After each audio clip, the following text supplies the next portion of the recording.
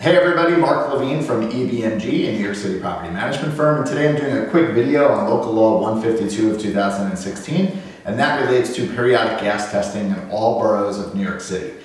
A few months ago I did the initial video on this when I thought it was going to be 5-year cycles and it would be one borough per cycle per year, and now the city has kind of come around and said we're going to do things a little bit differently. It's going to be 4-year cycles and it's going to be based on your community board number. So if you are in a specific community board, and it doesn't matter which borough you are in, if you're in that group, you do the testing in that year. And I have the list of updated community board numbers to go through with you. And a community board number, if you go to nyc.gov/buildings, so nyc.gov/buildings, and search in your building address, you'll find in the building profile section, your community board number will be listed. And the way that the groupings are is it starts January 1st, 2020. Its groupings, one is January 1st to December 31st, 2020, and it's community board numbers 1, 3, and 10.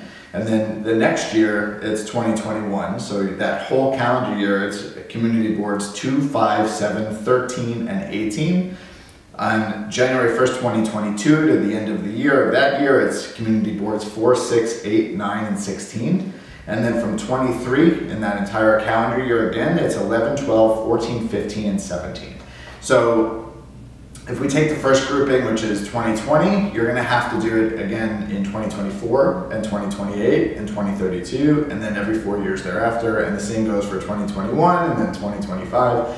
So what are we doing? We have a master plumber, which is required, or somebody that's specially certified to do this. They come in, they have a gas sensor, they look at all the common area elements and all of the pipings that are visible in the common space, and they test it for leaks. And the Department of Buildings is very specific on who both can do the testing and what type of equipment can be used. So it's really important that you set up with a plumber that has worked in the building before or has worked with your management company before to actually go and do that. And you will have to file the paperwork of the inspection with the Department of Buildings. So the Buildings Department will have knowledge if you did or if you didn't pass.